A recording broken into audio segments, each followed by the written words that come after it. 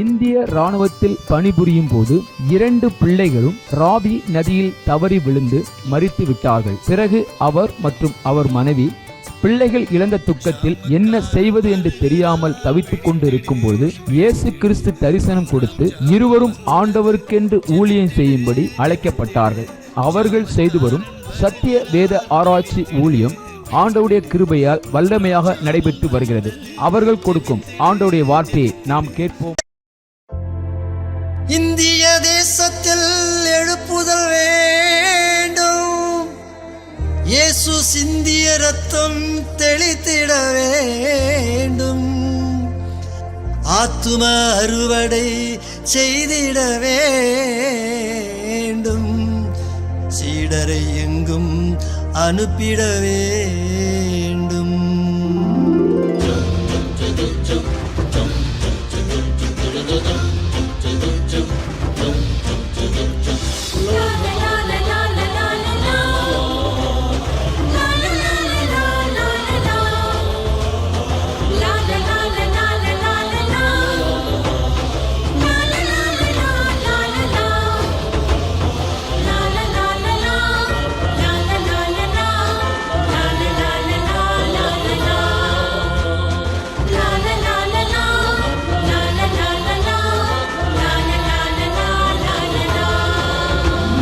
சிலுவை கொடி பறக்கட்டும், சீயோன் ராஜா வருகிறார். சிலுவை கொடி பறக்கட்டும், சீயோன் ராஜா வருகிறார். சிங்கம் போல நடந்திடு, சிறுநரிகள் ஓடிடும். சிங்கம் போல நடந்திடு, சிறுநரிகள் ஓடிடும்.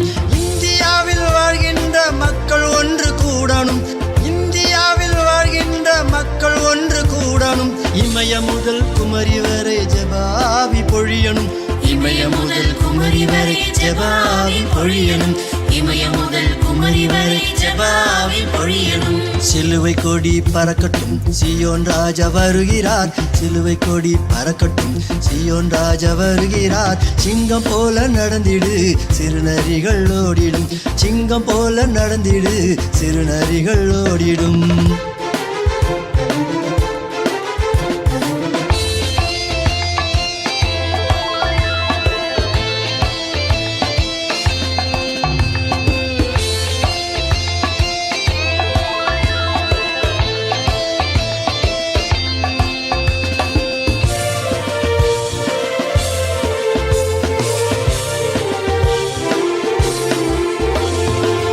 வறுமை பாவத்திலே சாகும் ஜனத்தை மீட்கணும். வறுமை பாவத்திலே சாகும் ஜனத்தை மீட்கணும். சாதி மத பேதமின்றி இயேசு நாமம் போற்றணும். சாதி மத பேதமின்றி இயேசு நாமம் போற்றணும். சமத்துவ சமுதாயம் சத்தம் இன்றி மலரணும். சமத்துவ சமுதாயம் சத்தம் இன்றி மலரணும்.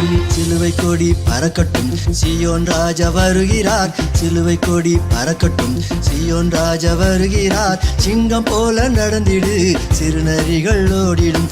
சிங்கம் போல நடந்திடு, சிறுநரிகள் ஓடிடும்.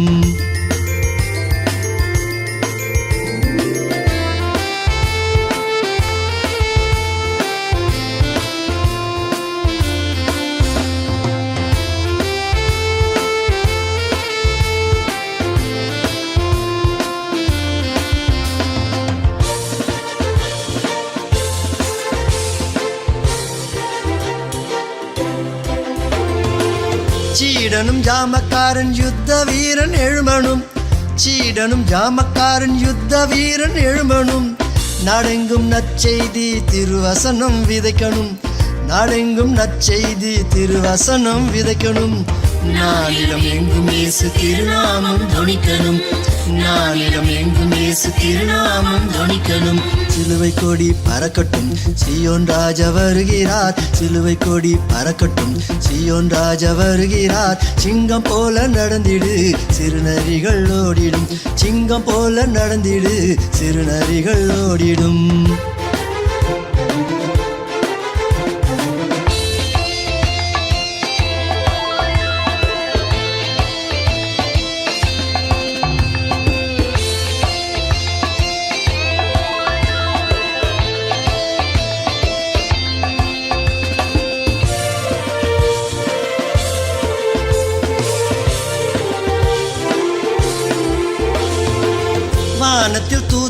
கூட்டம் எக்காலதுணி கேட்கும்போது, வானத்தில் தூதர் கூட்டம் எக்காலதுணி கேட்கும்போது, இயேசு ராஜா வருவாரு எதிர்கொண்டு அழைக்கணும், இயேசு ராஜா வருவாரு எதிர்கொண்டு அழைக்கணும். பரிசுத்த கூட்டமாக பரலோகம் போகணும், பரிசுத்த கூட்டமாக பரலோகம் போகணும். சிலுவை கொடி பறக்கட்டும், சீயோன் ராஜா வருகிறார், சிலுவை கொடி பறக்கட்டும், சீயோன் ராஜா வருகிறார். சிங்கம் போல நடந்திடு, சிறுநரிகள் ஓடிடும், சிங்கம் போல நடந்திடு, சிறுநரிகள் ஓடிடும்.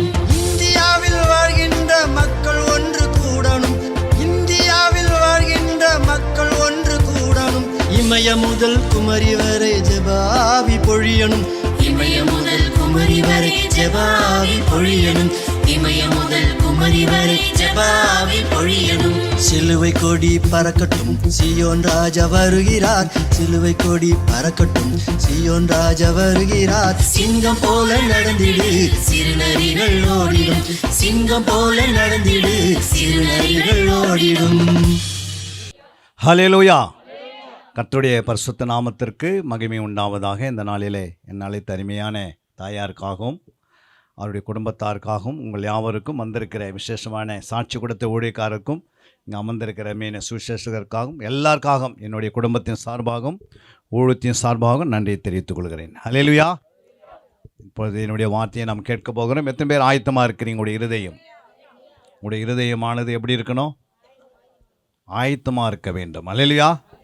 அப்படின்னா சுத்திகரிக்கப்பட்டிருக்கணும். இயேசுவின் ரத்தத்தினாலே 1 அவருடைய ரத்தத்தினால் நம்முடைய இருதயத்தை நம்ம என்ன செய்யணும்? சுத்திகரிக்கப்பட வேண்டும். ஏனென்றால் நம்முடைய ஆவி, ஆத்மா, சரீரத்துக்கு சென்ற பகுதி எது? நம்முடைய இருதயம். ஹல்லேலூயா. நம்ம இருதயம் தான் நம்மளை என்ன செய்து நடத்தி கொண்டிருக்கிறது. நம்முடைய இருதயத்தில் என்ன இருக்கிறதோ அதுதான் உங்களுடைய வாழ்க்கையின் வரலாறு. ஹல்லேலூயா. நீ எதை சேர்க்கிறாய் இருதயத்தில் அதுதான் பேசும். அதனால் இருதயத்தில் என்ன இருக்கணும்? ஃபஸ்ட்டு ஏசு இருக்கணும். ஹல்லேலூயா. ஏசு இருக்கிறான்னு அர்த்தம், அவருடைய வார்த்தை உள்ளே இருக்குதுன்னு அர்த்தம். அந்த வார்த்தை உள்ளே இருக்கும்போது என்ன நடக்கும்? ஏசுன் வார்த்தை உள்ளே இருக்கும்போது என்ன நடக்கும்? பூரண விடுதலை உண்டாகும். ஹல்லேலூயா. பூரண சுகம் உண்டாகும், பூரண ஆரோக்கியம் உண்டாகும், பரிபூரண ஆசீர்வாதம் உண்டாயிருக்கும். நீ எங்கே போனாலும் நீ ஆசீர்வாதமாக இருப்பாய். ஹல்லேலூயா. அப்போ அந்த வார்த்தை எங்கே இருக்குன்னா, அவன் வேதத்தில் இருக்கிற வார்த்தை எங்கே இருக்கணும்? இருதயத்தில் இருக்கணும். அப்போ இருதயத்தில் இருக்கிறதா அது எப்படி வரும்? உள்ள வாயினாலே வாசிக்கணும். ஹல்லேலூயா. கண்ணினாலே பார்க்கணும், காதினாலே கேட்கணும், இருதயத்தில் கொண்டு போய் வைக்கணும். இருதயத்தில் என்ன செய்யணும்? அந்த வார்த்தை உள்ளே வைத்து தியானிக்கணும். ஹல்லேலூயா. இயேசுவான்ற ஒரு அருமையான ஊழியக்காரர் இருந்தார், இயேசுவா. ஹல்லேலூயா. அவர் ஒரு யுத்த வீரன். அந்த யுத்த வீரனுக்கு ஆண்டவர் சொல்கிறாரு, இந்த வார்த்தை உன் வாயை விட்டு பிரியாதிருப்பதாக. என்ன செய்யணுமா? இந்த வார்த்தை உன் வாயை விட்டு பிரியாதிருந்தா, உன் இருதயத்தில் அது இரவும்பகலை வைத்து கொண்டால் நீ செய்வதெல்லாம் வாய்க்கும். இன்றைக்கி நம்ம செய்வதெல்லாம் ஏன் வாய்க்க மாட்டேங்குது? வாயை விட்டு வார்த்தை என்ன பண்ணிடுது? போயிட்டு வேறு வார்த்தை வந்தது உள்ள. ஹல்லேலூயா. வேறு வார்த்தைக்கு என்ன காரணம்? பிசாசுக்கு தெரியும். மத்தேயு 13:19 படி, ஒருவன் ராஜ்யத்தின் வசனத்தை கேட்டும் உணராத இருக்கும்போது பொல்லாங்கன் வந்து அவன் இருதயத்தில் விதைக்கப்பட்ட வசனத்தை பறித்து கொள்ளுகிறான். அவனே வழி அருகே விதைக்கப்பட்டனவா இருக்கிறான். ஹல்லேலூயா. இந்த ராஜ்யத்தின் வசனத்தை நீ கேட்கிறீங்க. இது எந்த ராஜ்யம்? பரலோக ராஜ்யத்தினுடைய வசனம். இந்த வசனம் பிசாசுக்கு ஒரு ராஜ்யம் இருக்கிறது, மனுஷனுக்குன்னு ஒரு ராஜ்யம் இருக்கிறது. ஆனால் பிசாசு என்ன நினைக்கிறான்னா, மனுஷனுடைய இருதயத்தில் தேவனுடைய ராஜ்யத்தின் வசனம் இருக்கக்கூடாது. எங்கே இருக்கக்கூடாது? நீங்கள் எவ்வளோ வசனம் கேட்டாலும் சண்டே மண்டே கேட்டானா சொல்கிறாங்க, ஏன் மறந்து போயிடுச்சு? போன வாரம் கொடாண்ட ஐயா சொன்னேன்ல, கொடா இந்த தண்ணி பிடிக்க போனால் என்ன நடக்குது?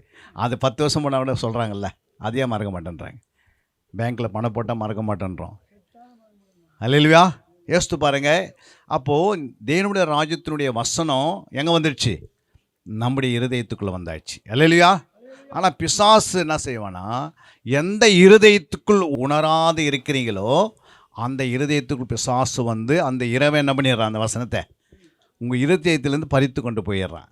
நீங்கள் இருதயத்தை ஏன் திறந்தீங்கன்னா, இருதயத்தில் பல பிரச்சனை இருக்கிறது. என்ன இருக்குது?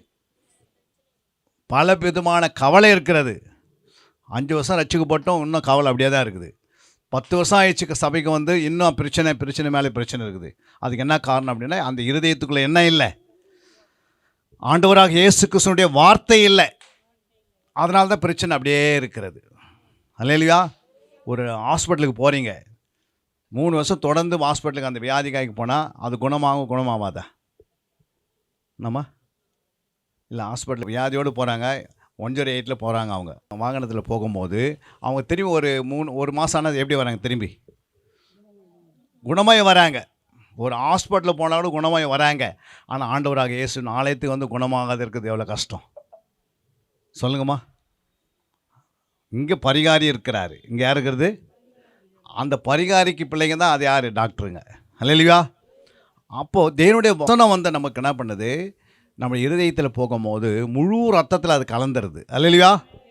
முழு ரத்தத்தில் கலக்கும் போது உன் சுபாவம் என்ன பண்ணுது? மாறிடுது. கோபம் மாறிடுது, சாந்தம் வந்துடுது உள்ள. அல்லேலூயா. சந்தோஷம் வந்துடுது. அல்லேலூயா. மனமகிழ்ச்சி வருகிறது. ஏன்னா அந்த வார்த்தைக்குள்ளே என்ன இருக்குது? சுகமாக்குற வல்லமை இருக்கிறது. அவருடைய வார்த்தைக்குள்ளே என்ன இருக்கிறது? விடுதலை கொடுக்குற வார்த்தை இருக்கிறது. அல்லேலூயா. எந்த காரியம் செய்தாலும் அந்த வார்த்தை தான் நடத்துது. அந்த வார்த்தையை உன் இருதயத்தில் வைத்துக் கொள்வதற்கு தான் நமக்கு தேவனுடைய ஆலயத்தை கொடுத்துருக்கிறார் ஆண்டவர். அந்த ஆலயத்துக்குள் சொல்லுவதற்கு, பேசுவதற்கு ஒரு மெய்ப்பனை கொடுத்துருக்கிறார். அந்த மெய்ப்பனை எதற்காக கொடுத்துருக்கிறார்னா, அந்த வார்த்தையை கற்றுக் கொடுக்கறதுக்காக கொடுத்துருக்கிறார். அல்லேலூயா. அந்த வார்த்தையை நாம் பெற்றுக்கொண்டவங்க எப்படி இருக்கணும்? வாசிங்க அந்த வசனத்தை. அப்போஸ்தலர் 16:31 வாசிங்க. அதற்கு அவர்கள், கர்த்தராகிய இயேசு கிறிஸ்துவை விசுவாசி, அப்போது நீயும் உன் வீட்டாரும் ரட்சிக்கப்படுகிறீர்கள். அல்லேலூயா. நீ ரட்சிக்கப்பட்டுட்டா உங்கள் வீட்டார் என்ன இருக்கணும்? உங்கள் வீட்டில் இன்றைக்கி யார் ரட்சிக்கப்படு? எங்கள் வீட்டிலலாம் ரட்சிக்கப்படாது யாரும் இருக்கிறாங்களா உங்கள் வீட்டில்? ஏன் இருக்கிறாங்கன்னா, நீங்கள் விசுவாசித்த, ஆனால் அவங்களுக்கு முன்னாடி சாட்சியாக வாழலை. அல்லேலூயா. நீ சாட்சியாக வந்திருந்தால் எப்போது அவங்க ரட்சிக்கப்பட்டு சபைக்குள்ளே வந்துட்டுருக்கணும். புரியுங்களா? நம்ம தேவனுடைய ஆலயத்துக்கு போகிறோம், ஆனால் நம்முடைய ஆவிக்குரிய ஜீவன் எப்படி இருக்குது? அவர் சொல்கிறார் பாருங்க, அந்த வசனம் சொல்லுகிறது, நீ விசுவாசித்த ஆண்டவர் ஏற்றுக்கொண்டால் அப்பொழுது உன் வீட்டார் என்ன பண்ணுவாங்க? அப்போ வீட்டார்னா யார்? வீட்டார்னா யாருமா? வசனம் கேட்டு பாருங்க. அங்கே என்ன சொல்லுது? வீட்டார் என்பது யாருன்றனால் மத்தேயு 10:36 வசனத்தை வீட்டார்னா யாருன்னு சொல்லுது பாருங்க. ஒரு மனுஷனுக்கு சத்துருக்கள் அவன் வீட்டாரே. உங்களுக்கு யார் சத்துரு? வீட்டாரே. அதனால தான் அவங்க ரட்சிக்கப்பட மாட்டேன்றாங்க. அங்கே என்ன சொன்னார்? நீ ரட்சிக்கப்பட்ட உன் வீட்டார் ரட்சிக்கப்படுவாங்க. ஏன் ரட்சிக்கப்படலைன்னா, ஃபஸ்ட்டு அவங்க என்னவா இருக்கிறாங்க? உனக்கு சத்துருவாக இருக்கிறாங்க. அப்போ சத்துருக்களை நம்ம என்ன செய்யணும்? மத்தேயு 5:44. நான் உங்களுக்கு சொல்கிறேன், உங்கள் சத்துருக்களை சிநேகியுங்கள், உங்களை சபிக்கிறவர்களை ஆசீர்வதியுங்கள், உங்களை பகைக்கிறவர்களுக்கு நன்மை செய்யுங்கள், உங்களை நிந்திக்கிறவர்களுக்காகவும் உங்களை துன்பப்படுத்துவர்களுக்காகவும் ஜெபம் பண்ணுங்கள். அப்போ நம்முடைய வீட்டார் யார்? சத்துரு. ஆண்டவராக இயேசு என்ன சொன்னார்? உன் வீட்டார் தான் சத்துரு. ஆனால் சத்துருக்கள் என்ன செய்யணுமா? நம்ம நேசிக்கணும். ஏன்னா இயேசு எல்லாரும் என்ன பண்ணார்? நேசித்தார். அப்போ இயேசுவின் பிள்ளைங்களாம் எப்படி இருக்கணும்? நேசிக்கணும். புரியுங்களா? அப்போ சத்துரு வீட்டாராக இருக்கும்போது அவங்க என்னென்ன செய்வாங்களா? சொல்லுங்கம்மா. உங்களை சபிப்பாங்க. யார் சபிக்கிறது? உங்கள் வீட்டார் தான் உன்னை சபிப்பாங்க. நீ ரட்சிக்கப்பட்டல, ரட்சிக்கப்பட்ட பிறகு என்ன வரும்? ஃபஸ்ட்டு ஆயுதம். ஃபஸ்ட்டு பிசாசு கொண்டு வர அவனுடைய அரண் என்னன்னா, ஃபஸ்ட்டு உன்னை சபிப்பாங்க. ரெண்டாவது பகைப்பாங்க. மூன்றாவது நிந்திப்பாங்க. நான்காவது துன்பப்படுத்துவாங்க. இந்த 4 ஆவி அவங்ககிட்ட இருக்கும். எத்தனை ஆவி? 4 ஆவி. புரியுங்களா? இந்த 4 ஆவிகளுக்கு மத்தியில் நீங்கள் எப்படி இருக்கணுமா? சொல்லுங்கம்மா. நீங்கள் தான் சொல்லணும். உங்களை சபிக்கிறவர்களை நீங்கள் என்ன பண்ணணும்? நேசிக்கணும். அந்த நேசம் உங்ககிட்ட இருந்தால் தான் அந்த 4 ஆவி அந்த விட்டு வெளியே போயிடுது. அல்லேலூயா. அதனால தான் அப்போஸ்தலர் 16:25 வாசிக்கும் போது, நடு ராத்திரியிலே பவுலும் சீலாவும் ஜெபம் பண்ணி தேவனை துதித்து பாடினார்கள், காவலில் வைக்கப்பட்டவர்கள் கேட்டு கொண்டிருந்தார்கள். அல்லேலூயா. அப்போ ஒரு ரட்சிக்கப்பட்டவர்கள் எப்போ ஜெபம் பண்ணணுமா? நடு ராத்திரியில செபிக்கணுமா? ஏன் செபிக்கணும்? இந்த சிறையில் இருக்கிற கட்டு உன்னை சபிக்கிறவர்களுக்காக, உங்களை துன்பப்படுத்துகிறவர்களுக்காக, உங்களை பகைக்கிறவர்களுக்காக, உங்களை நிந்திக்கிறவர்களுக்காக நடு ராத்திரியில் எழுப்பி என்ன செய்யணும்? 2 கரங்களை உயர்த்தி முழங்கால் படியிட்டு 1 மணி நேரம் நீ நின்னீங்கன்னா நாளைக்கு காலையில் உங்கள் வீட்டு வாசற்படியில் யார் வந்திருப்பாங்க? உங்கள் வீட்டெல்லாம் வந்து அவங்களே சொல்லுவாங்க. என்னன்னு சொல்லுங்கம்மா, 25ஆம் வசனம் சொல்லுது பாருங்க, அந்த வார்த்தை சொல்லுவாங்க. அதில் 29க்கு வாங்க. அப்பொழுது அவன் தீபங்களை கொண்டு வர சொல்லி உள்ளே ஓடி நடுநடுங்கி பவுலுக்கும் சீலாவுக்கும் முன்பாக விழுந்து அவர்களை வெளியே அழைத்து வந்து, ஆண்டவமாரே, ரட்சிக்கப்படுவதற்கு நான் என்ன செய்ய வேண்டும் என்றான். யார் கேட்பாரு? உங்கள் வீட்டார் கேட்பாங்க. ரட்சிக்கப்படுறதுக்கு நாங்கள் என்ன செய்யணும்? கேட்பாங்களா? கேட்க மாட்டாங்களா? ஏன் கேட்பாங்க? இவங்க எப்போ ஜெபம் பண்ணாங்களாம்? நடு ராத்திரியில். இவனுடைய ஜெபம் எப்படி இருந்தது? வல்லமையாக இருந்தது. ஏன் நடு ராத்திரியில் அவங்க ஜெபம் பண்ணாங்க? ஏம்மா நடு ராத்திரியில் ஜெபம் பண்ணுறாங்க? நம்ம எப்போவுமே காலையில் தான் ஜெபம் பண்ணி பழக்கிறது.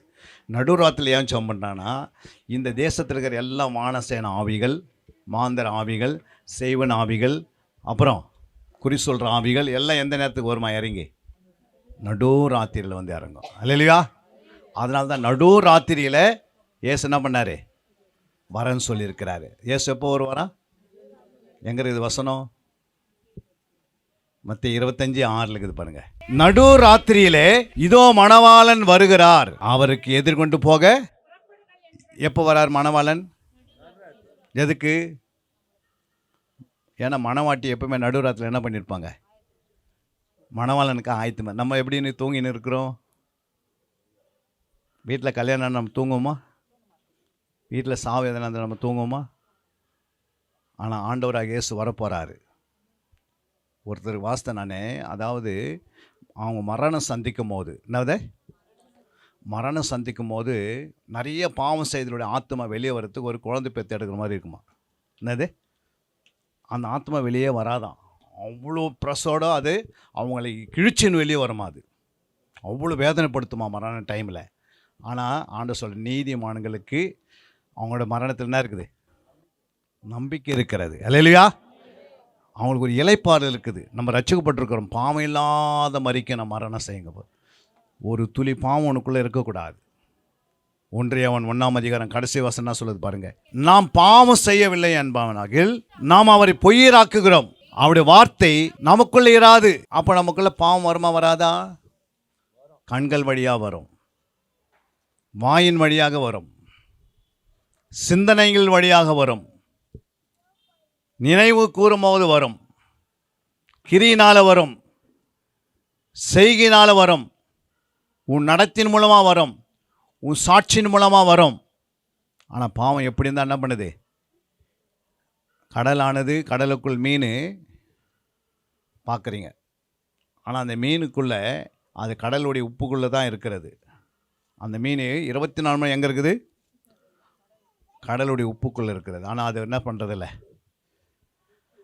அது உப்பு சாராமல் வாழுது. அல்லேலூயா. இந்த உலகம் பாவத்தில் தான் இருக்கிறது. ஆனால் நீ பாவத்தை சாராமல் வாழணும்.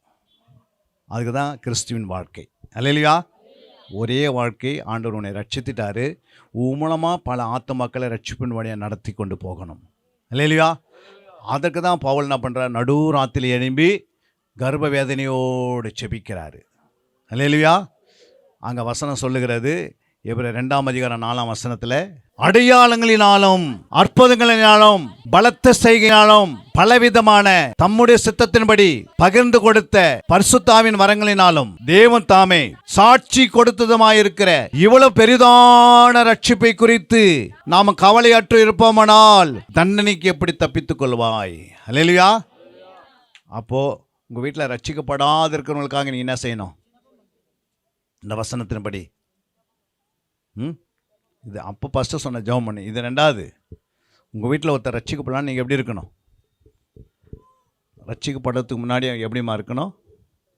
அங்கே எப்படி இருக்கணுமா? இவ்வளோ பெரிதான ரட்சிப்பை குறித்து. அப்போ கவலைப்படணுமா, கவலைப்படக்கூடாதா? எதுக்காக? உங்கள் வீட்டில் ரட்சிக்கப்படாதவங்களுக்காக எப்போவுமே கவலையாக இருக்கணும். புரியுங்களா? ஏன் கவலையாக இருக்கணும்? அவங்க கேட்பாங்க, ஏம்மா நீ கவலையாக இருக்கிற? உனக்கு தான் எல்லாம் இருக்குதுன்னு உங்கள் வீட்டுக்காரர் சொல்லுவார். நான் எல்லாமே வாங்கி உனக்கு கொடுத்துட்டேன்னு.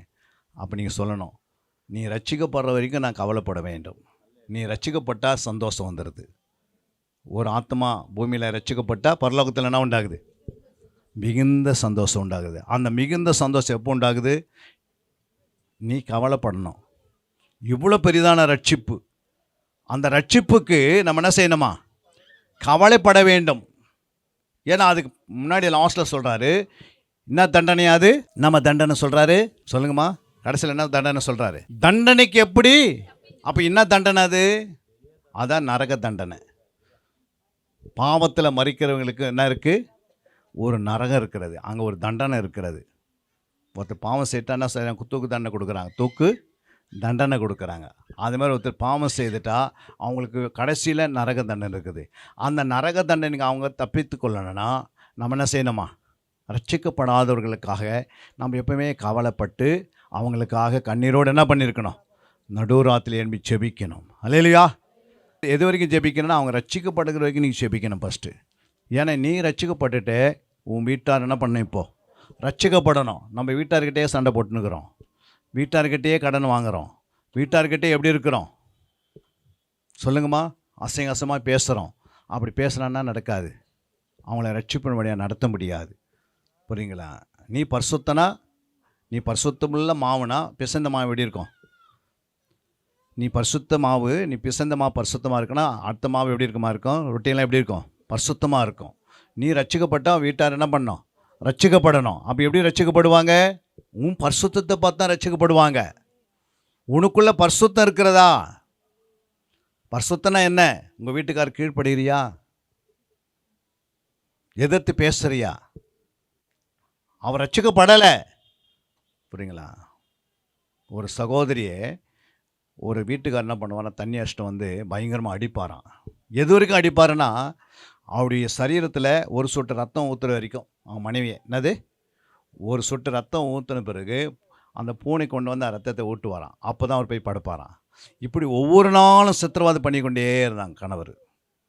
அப்போ ஆண்டவர்கிட்ட போய் அவங்க முழங்கால் படிட்டு டெய்லி ஜெபம் பண்ணுவாங்க. அவ்வளோ அடி வாங்கியும் முழங்கால் படிட்டு கரங்களை உயர்த்தி ஜெபம் பண்ணுவாங்களாம். ஆண்டவரே, நான் ரட்சிக்கப்படுறதுக்காக நீ ரத்தம் சிந்தின. என்னது?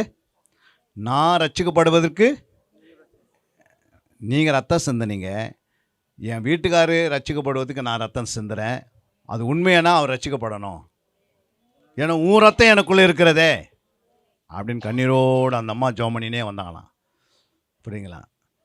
அப்போது என்னதான் இவங்க போய் ரூமில் என்ன பண்ணுறாங்கன்னு சொல்லி அவங்க என்ன பண்ணியிருக்கிறாங்க? அந்த துருவத்தில் போயிட்டு என்ன பண்ணிக்கிறாங்க? கதவில் துரம் இருக்குல்ல, ஹோல், அந்த ஹோலில் வெட்டி பார்த்துருக்கிறார். அவர் பார்க்கும்போது அந்த அம்மா 2 கரங்களை உயர்த்தி, ஆண்டவரே, எங்கள் வீட்டுக்காரு நரகத்துக்கு போகக்கூடாது ஆண்டவரே, என்னை எவ்வளோதான் அடித்தாலும் பரவாயில்ல, என் வீட்டுக்காரு மனம் திரும்பி பரலோகத்தை சுதந்திரிக்குன்னு சொல்லி, புரியுதுங்களா, அழுது ஜெபம் பண்ணியிருந்தாங்களாம்.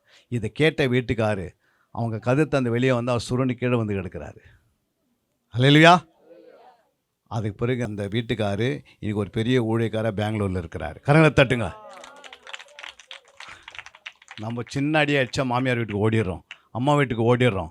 உடனே என்ன பண்ணுறோம்? ஓடி போய் எனக்கு வேறு கல்யாணம் பண்ணுங்க, வேறு கல்யாணம் பண்ணிவிடுங்க, நான் அந்த வீட்டுக்கே கால் வைக்க மாட்டேன். அப்படியான இருக்கிறீங்களா? எங்கே இருப்பீங்க? ஆவியானே பேசுகிறாரு, நான் சொல்லலை. நீங்கள் என்ன செய்யணும்? அடி வாங்கினாலும் முழங்கால் படியிட்டு கண்ணீர் விட்டு நம்ம மறிச்சா பரலோகத்துக்கு போயிடுவோம். ஆனால் அவங்க வீட்டுக்காரர் மனம் திரும்பினா அவர் நரகத்துக்கு போயிடுவார். உங்கள் வீட்டாரில் உங்கள் அக்கா யாராவது ரட்சிக்கப்படலாங்கன்னா அவங்க நரகத்தில் போய் வேதனைப்படுவாங்க. புரியுங்களா? அப்போ அந்த வேதனையை தாங்க முடியுமா? புரியுங்களா? அது தாங்கவே முடியாது. நமக்கு பரலோகம் ஆயத்தமாக இருக்கிறது, அவங்களுக்கு நரகம் ஆயத்தமாக இருக்கிறது. ஆண்டவராக இயேசு கிறிஸ்துவுடைய ரத்தம் இன்னும் என்ன சொல்லுது? இன்னும் ரட்சிக்கப்படணும், இன்னும் ரட்சிக்கப்படணும், இன்னும் ரட்சிக்கப்படணும், இன்னும் பரிசுத்தமாயிரு, இன்னும் என்ன பண்ணு, நீதியை செய், நீதியை செய்யன்னு ஆண்டவர் தொடர்ந்து சொல்லி கொண்டே இருக்கிறதுக்கு என்ன காரணம்? அப்போ நமக்குள்ள ஒரு ஆத்ம பாரம் இருக்கணும். அல்லேலூயா. நம்ம ரட்சிக்கப்பட்டுட்டோமே, பரலோகத்தை சுதந்திரிச்சிட்டோம். அந்த பரலோகத்துக்குள்ளே நம்ம நுழைய போகிறோன்னா நம்ம பரிசுத்தமாக வாழ்ந்து அவங்க மத்தியில் சாட்சியாக ஜீவித்து காட்டணும். அல்லேலூயா. அப்போ நம்முடைய சாட்சியின் பலனை தான் என்ன பண்ணுவாங்க? அவங்க ரட்சிக்கப்படுவாங்க. நம்மளை பார்த்து பிசாசு சொல்லணும், இவங்க பரிசுத்தவான்கள், இவங்க உன்னதமான பிள்ளைகள், இவங்க உன்னதமான விசுவாசி என்று அங்கே வாசிக்கிறோம். அப்போஸ்தலர் 16:16 வாசிங்க. நாங்கள் ஜெபம் பண்ணுகிற இடத்திற்கு போகையில் குறி சொல்ல ஏவுகிற ஆவியை கொண்டிருந்து குறி சொல்லுகிறதுனால் தன் எஜமான்களுக்கு மிகுந்த ஆதாயத்தை உண்டாக்கின ஒரு பெண் எங்களை எதிர்பட்டாள். அவள் பவுலையும் எங்களையும் தொடர்ந்து வந்து, இந்த மனுஷர் உன்னதமான தேவனுடைய ஊழியக்காரர், ரட்சிப்பின் வழியை யாரு நமக்கு அறிவிக்கிறேன் யார் சொல்றது? குறி சொல்ற ஆவி சொல்லுது. நம்மளை பார்த்து சொல்லுமா எதாவது ஆவிங்க? உங்களை பார்த்துருக்கு ஒரு ஆவி அதெல்லாம் சொல்லுதா? இவங்க உன்னதமான தேவனுடைய குமாரர்கள் குமாரத்திகள் சொல்ல முடியுதா? அந்த அளவுக்கு நீங்கள் சாட்சியாக வாழணுன்னா, பயபக்தியாக வாழணுன்னா, ஜபத்தில் உறுதியாக இருந்து, வேதத்தில் உறுதியாக இருந்து, சபையில் நிலைத்திருந்து, இங்கே அங்கே அலைந்து ஓடாமல் கர்த்தரையே சார்ந்து நீ ஓடணுன்னா உன் எல்லா தேவைகளும் அவரே சந்திப்பார். அல்லேலூயா. ஒரு குறையில்லாத உன்னை வைத்துக் கொள்வார் ஆண்டவர். அவர் நிறைவானவர், நம்ம குறைவுள்ளவர்கள். நிறைவானவர் வரும்போது அப்போ நிறைவானவர்கள் உள்ள நமக்குள்ளே இருக்கிறார். கொலோசர் 1:28. எந்த மனுஷனையும் கிறிஸ்து இயேசுக்குள் தேறினவனாக நிறுத்தும்படிக்கு அவரே நாங்கள் அறிவித்து, எந்த மனுஷனுக்கும் புத்தி சொல்லி, எந்த மனுஷனுக்கும் எல்லா ஞானத்தோடும் உபதேசம் பண்ணுகிறோம். அல்லேலூயா. நீங்கள் எந்த மனுஷனுக்கு கூட என்ன பண்ணோம்? இயேசு பற்றி சொல்லி அவங்களை இயேசுக்குள்ளேயே வழி நடத்தணும். அல்லேலூயா. முடியுமா? முடியாதா? ஏன்னா உன்னோடு கூட ஆவியானவர் இருக்கிறாரு, உன்னோடு ஜெப ஆவி இருக்கிறது, உன்னோட ஒரு மேய்ப்பர் இருக்கிறாரு, உன்னோட கூட ஒரு துதி ஆராதனை இருக்கிறது, உனக்குள்ளே இயேசு இருக்கிறபடியினால் நீங்கள் என்ன செய்யணும்? எந்த மனுஷனையும் உள்ளே கொண்டு வரலாம். புரியுங்களா? இந்த உலகத்தில் யாரும் இல்லை, எல்லாமே மனிதர்கள் தான். எல்லாருக்குள்ளேயும் ஒரே ரத்தம் தான் ஓடிக்கொண்டிருக்கிறது. அல்லேலூயா. எல்லாரையும் திருப்பணுன்னா நீ கண்ணீரோடு ஜெபம் பண்ணு, பாரத்தோடு ஜெபம் பண்ணு, வியாக்குலத்தோடு ஜெபம் பண்ணு, மன்றாடி ஜெபம் பண்ணு, இரவும் பகலும் ஜெபம் பண்ணு. அப்புறம் பகலெல்லாம் பாஸ்டிங் போட்டு ஜெபம் பண்ணு. ஜெபத்தினாலே வெல்லலாம். அல்லேலூயா. ஆவிகளை துரத்துவதற்கு ஒரே ஆயுதம் ஜெபந்தான். புரியுங்களா? ஆவிகளை உங்கள் வீட்டை விட்டு துரத்தணும், இந்த எல்லையை விட்டு துரத்தணும்னா ஜெபம் நீ எவ்வளோ போடுகிறாயோ அவ்வளோக்கு அவ்வளோ இந்த ஆவிகள் என்ன பண்ணும்? வெளியேறும். ஏன்னா நீ ஜெபம் பண்ணும்போதெல்லாம் சேனைகளை கர்த்தர் இறக்கிறார் கீழே. அந்த சேனைகள் என்ன பண்ண வந்து இந்த பட்டணத்தை சுத்திகரிக்கிறது. அதுக்கு பிறகு நீ வசனத்தை விதைக்கும் போது அந்த ஆத்மாக்களை நீ ஆதாயப்படுத்துகிறாய். அல்லேலூயா. கொஞ்ச நாள் தான் அந்த வாழ்க்கையை நான் வாழப்போகிறோம், ரொம்ப நாள் வாழ்க்கை இல்லை. இந்த சரீரன்றது ஒரு கூடாரம் போல், இந்த கூடாரத்தை விட்டு நம்ம வெளியே போக வேண்டிய ஒரு நாள் வரும். அதுக்கு முன்னாடி நம்மோடு கூட ஒரு கூட்டத்தை என்ன செய்திருக்கணும்? ஆயத்தப்படுத்த வேண்டும். அல்லேலூயா. நான் ஒரு இந்தியன் ஆர்மியில் 40 வருஷம் பணிபுரிந்தேன். எத்தனை வருஷம்? 2 பிள்ளைகளோடு நாங்கள் ஜம்மு காஷ்மீரில் நாங்கள் அங்கே வாழ்ந்து கொண்டிருக்கும் போது ஒரு நாள் திடீர்னு எங்கள் 2 பிள்ளைகளும் தண்ணீரில் விழுந்து அந்த நதியில் அடிச்சுட்டு போயிட்டாங்க. அதுக்கு பிறகு இது நடந்தது 1998, 1998 நடந்தது. இது நடந்து முடிந்த பிறகு என்னுடைய மனைவி மென்டலாகி பைத்தியக்கார ஆகிட்டாங்க. இராணுவத்தில் நான் இருக்கணுமா இருக்கக்கூடாதான்னு எனக்கே தெரியல. எனக்கே என்ன ஆயிடுச்சு? எனக்கு ஒரு பலவீனம் வந்துடுச்சு. ஒரு பெயர் கிறிஸ்துவனாக இருந்தாங்க. ஆனால் இந்த உலகத்தில் ஒரு கடவுள் யார் என்று கேட்டேன் காஷ்மீரில். அப்போ தான் ஆண்டவராக இயேசு கிறிஸ்து அந்த பட்டணத்தில் காஷ்மீரில் எனக்கு என்ன பண்ணார்? தரிசனமானார். அல்லேலூயா. நான் உயிரோடு இருக்கிறேன்னு காட்டினார். பயப்படாதுன்னு சொன்னார். தன்னுடைய கரத்தை என் மேலே வைத்தார். நான் உடனே என் வேலையை ராஜினாமா செய்து சொந்த ஊர் அரக்கோணத்துக்கு நாங்கள் வந்து விட்டோம். 99 வந்து விட்டோம். வந்து இந்த சென்னை முழுவதும் சுற்றி வரேன், எங்கன்னா வேலை கிடைக்குமான்னு. ஏன்னா நாளைக்கு என்ன செய்யுது எனக்கே தெரியல. ஒரு பக்கம் மனைவி கொண்டு போய் ஹாஸ்பிட்டலில் சேர்த்துட்டோம். எப்படி இருக்குது யோசித்து பாருங்கள். 3 வேளை சாப்பிட்ணும், கை நிறைய சம்பாரிச்சு கொண்டு இருந்தேன். இப்போ சம்பளமே கிடையாது. அப்போ நான் என்ன பண்ணேன்? ஒண்டாய் கம்பெனியில் போயிட்டேனே வேலை கேட்டேன். அவர் என்ன சொன்னார்? நீ போய் டிரைவிங் கற்றுன்னு வா, நீ கம்ப்யூட்டர் கற்றுன்னு வா, நீ ஸ்போக்கன் இங்கிலீஷ் கற்றுக்கொண்டு வா, இப்படி டைப்பிங் கற்றுன்னு வா அப்படின்னு சொல்லி என்னை அனுப்பிட்டாங்க. நானும் அரக்கோணத்தில் 1 வருஷம் நான் பண்ணுறேன். டிரைவிங் கற்றுக்கிறேன், ஸ்போக்கன் இங்கிலீஷ் கற்றுக்கிறேன், கம்ப்யூட்டர் கற்றுக்கிறேன், அப்புறம் டைப்பிங் கற்றுக்கிறேன். இந்த ட்ரைனிங் நாளும் முடிச்சுட்டு ஆவடி இறங்கி நான் வந்திருக்கும் போது ஒரு பங்க் கடை இருக்குது முன்னாடி ஆவடியில் பஸ் ஸ்டாண்டாண்ட. அதில் எம்ப்ளாய்மெண்ட் நியூஸ் பேப்பர்னு போட்டுருந்தது. என்னது? அதை எடுத்து வாங்க சொன்னார் ஆண்டவரை. வாங்கினேன். அதில் பார்த்தா ஒரே ஒரு வேக்கண்ட் இருந்தது. எத்தனை வேக்கண்ட்டு? ஒரே ஒரு வேக்கண்ட்டு. ஆண்டவர் சொன்ன இந்த வேக்கண்ட்டை நான் உனக்கு தான் தருவேன். அல்லேலூயா. சார் அந்த ஆண்டவர் அதை நான் எழுதி போட்டேன். அப்பாயின்மெண்ட் ஆர்டர் வந்துச்சு. புரியுங்களா? அப்போது அந்த அப்பாயின்மெண்ட் ஆர்டர் வரும் இன்டர்வியூ போய் நிற்கும் போது 5000 பேர் வந்து நின்றுக்கிறாங்க. எத்தனை பேர்? 5000 பேர் வந்து 5 நாளாக நடந்துருக்குது. சொல்லுங்கள். சிவில் கோட்டா வந்து 10, எக்ஸ்பிரஷன் கோட்டா வந்து 1.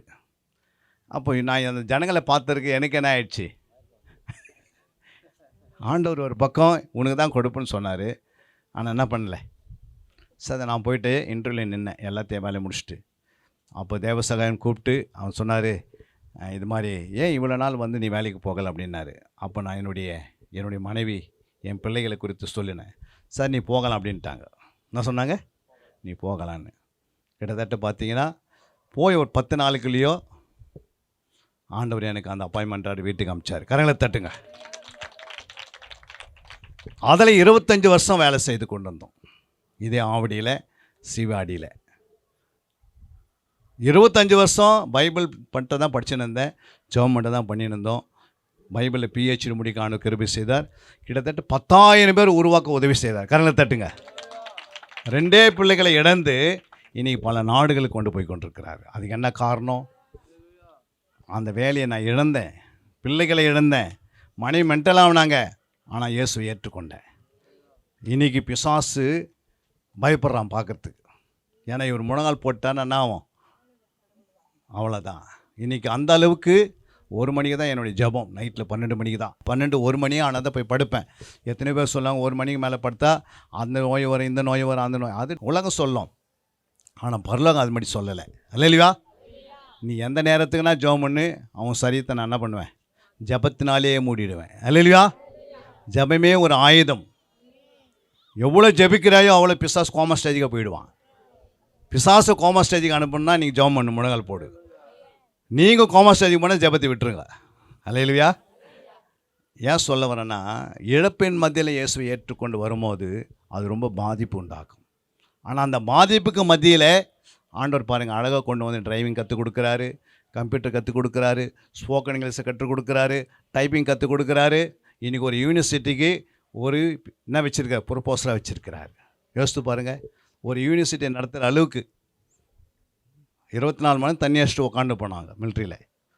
இன்றைக்கி ஆண்டவர் எப்படி வச்சுருக்கிறாரு? அநேகர்களுக்கு ஆசீர்வாதமாக வச்சுருக்கிறார்.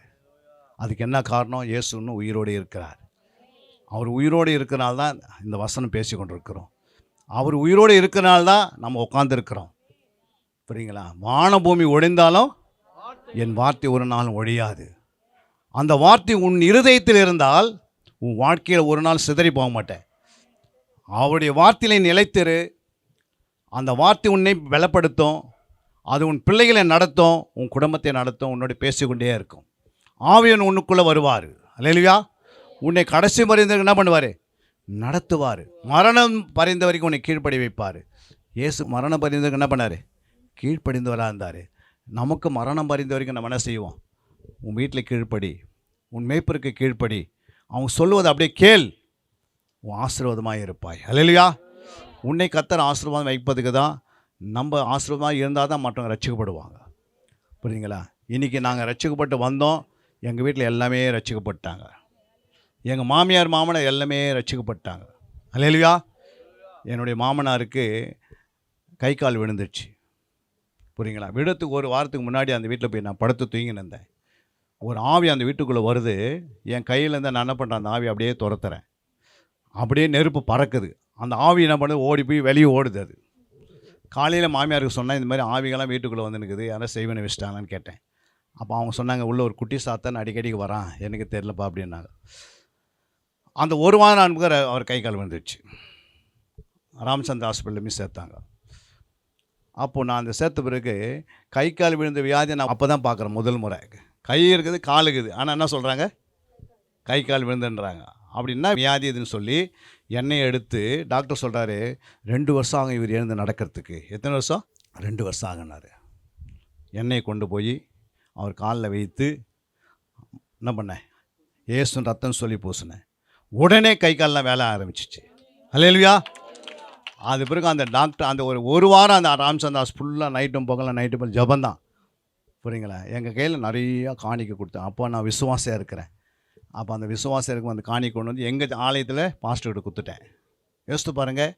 அது பிறகு அவருடைய சரீரத்தில் புரியுங்களா, அவர் கொஞ்சம் கொஞ்சமாக நடக்க ஆரம்பிச்சிட்டு அவர் அவர் சைடெலாம் போவார். நானே கொண்டு போய் அவரை கழுவி அவர் கொண்டு வருவேன்.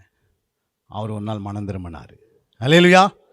மனம் திரும்பினா சொல்கிறாரு, என்னை பார்த்து மருமகன்னு சொல்ல மாட்டார், கடவுள்னு சொல்கிற அளவுக்கு ஆகிட்டார். நான் கடவுள் இல்லை, ஆனால் அந்த கடவுளுடைய வேலை செய்தேன். கிறிஸ்துவின் குணம் அன்பினாலே அவரை கொண்டு போய் என்ன பண்ணோம், எல்லா வேலையும் செய்ததுனால அவர் ரட்சிக்கப்பட்டுட்டார். யோசித்து பாருங்கள், நம்முடைய நல்ல குணம் தான் மற்றவங்களை ரட்சிக்கும். புரியுங்களா?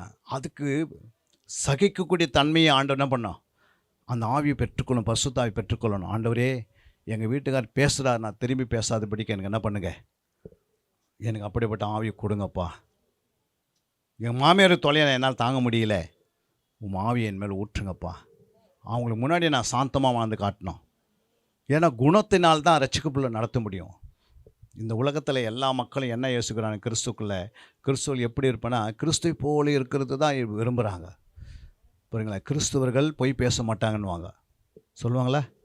நம்ம பொய் பேசணுமா, பொய் பேசக்கூடாதா? நம்ம வாயில் என்ன வரக்கூடாது, பொய்யின் ஆவி ஒரு நாள் நம்ம வாயில் வந்துடக்கூடாது. புரியுங்களா? மரணமே வந்தாலும் என்ன பண்ணக்கூடாது, பொய்யை நீங்கள் விதைக்கக்கூடாது. அந்த அளவுக்கு வாய் பரிசுத்தமாக வைத்துக்கொள்ளணும். புரியுங்களா? யார் இடத்துலையும் இன்னும் கசப்பாக இருக்கக்கூடாது. கிருபை போய்டும் ஒன்று விட்டு விலகி அப்படின்னு வசனம் இருக்கிறது. புரியுங்களா? அப்போ யார்கிட்ட என்ன பண்ணக்கூடாது, கசப்பாக இருக்கக்கூடாது, வெறுப்பாக இருக்கக்கூடாது.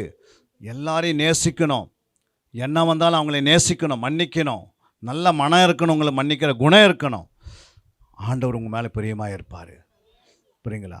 வேதத்தில் வாசிக்கிறோம், தேவானை அடிக்கிறாங்க, ஒரு பக்கம் கல் வருது, மறுபக்கம் அவர் என்ன பண்ணுறாரு, முழங்கால் படிடுறாரு ஸ்தேவான். ஆண்டவரை நோக்கி ஜெபம் பண்ணுறாரு. கல் அடிக்கிறவங்களுக்கு திருப்பி என்ன பண்ணல, இவரே பேசக்கூட இல்லை, கல் எடுத்து அடிக்கலை. ஆனால் என்ன பண்ணார், ஆண்டவரை நோக்கி ஜெபம் பண்ணுறாரு. மரணம் வருது கிட்ட, அப்படின்னா கடைசி ஒரு ஜெபம் பண்ணார். என்ன ஜெபம் பண்ணார், பிதாவே இவர்களை மன்னி என்றார். கிறிஸ்துவின் சுபாவம் ஸ்தேவானுக்குள்ளே இருந்தது. அவன் சாதாரண ஒரு விசுவாசியாக இருந்து ஒரு சீசனாக மாறி ஒரு அப்போஸ்தலனாக மாறினான். இல்லையா? யோசித்து பாருங்கள், நம்ம விசுவாசியாக இருக்கிறோம், ஒரு நல்ல சீடனாக மாற முடியுதா, ஒரு நல்ல ஜெபிக்கிற ஜாமக்காரனாக உருவாக்கப்பட முடியுதா, நல்ல ஒரு போர் சேவகனாக இருக்க முடியுதா, நல்ல ஆண்டவர் ஊழியக்காரருக்கு நல்ல ஒரு உடன் ஊழியக்காராக, இல்லை சபைக்கு நல்ல பணி ஊழியக்காரர்களாக இருக்க முடியுதா? தச்சு விட்டால் ஒரே ஓட்டம் ஓடுறோம். கர்த்தர் நம்ம என்ன பண்ணிட்டாரு, தத்து எடுத்துட்டாரு, நம்மளை மீட்டு எடுத்துட்டாரு. அவருடைய ரத்தத்தினால நம்மளை என்ன பண்ணிட்டாரு, விலை கொடுத்து வாங்கிட்டாரு. நீங்கள் ஒரு பொருளை வாங்குறீங்க, 1,00,000 ரூபாய் பொருளை வாங்கினா யாரும் கொடுப்பீங்களா? உனக்குன்னு வாங்கினது யார் கை வச்சா என்ன பண்ணுவீங்க, விடுவீங்களா? விடவே மாட்டீங்க. அதே போல் தான் ஆண்டவர் நம்மை வாங்கிட்டார் விலை கொடுத்து. நம்மளே யாரா கை வச்சு அவர் விடுவாரா? இப்போ நம்ம யாருக்குரியவர்கள், நம்ம எல்லாம் கர்த்தருக்குரியவர்கள். அல்லேலூயா. நம்ம கர்த்தரை குறித்த மேலானவைகளே நோக்கி பார்க்கணும். இந்த பூமிக்குரிய காரியங்களாம் நீங்கள் என்ன பண்ணக்கூடாது, ஐயோ நாளைக்கு வேலை என்ன ஆகும். புரியுங்களா? 2 பிள்ளைங்க ஒரே இதில் மறிச்சிட்டாங்க செங்கல்பட்டில். 2 பிள்ளைங்க மறித்த பிறகு அவங்க அப்பா அம்மா வந்து ஓடி வந்து அழறாங்க. ஓடி, ஐயா எங்கள் பிள்ளைங்க தண்ணியில் விழுந்து மறிச்சிட்டாங்களே. நான் சொன்ன பயப்படாத, இயேசு உயிரோடு இருக்கிறார்.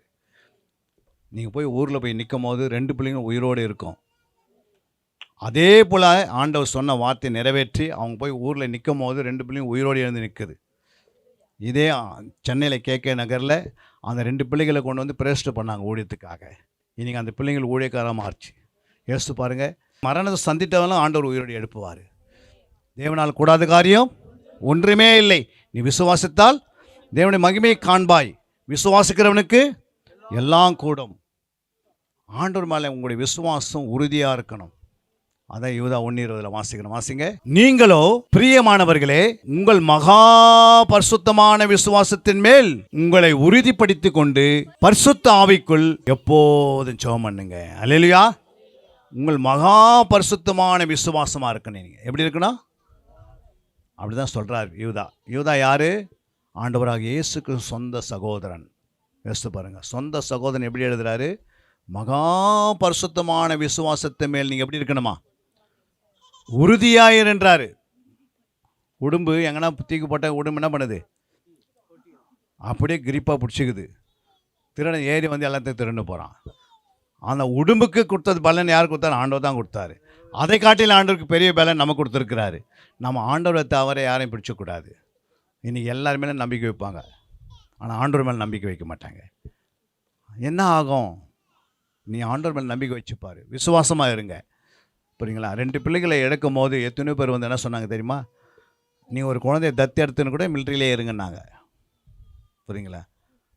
ஆனால் கர்த்தர் அன்றைக்கி அடைச்சிட்டார் என்ன. எத்தனையோ பேர் சொன்னாங்க, உங்களுடைய மனைவிக்கு ஃபேமிலி பிளானிங் பண்ணிட்டீங்க, மறுபடியும் குழந்தை பிறக்காது.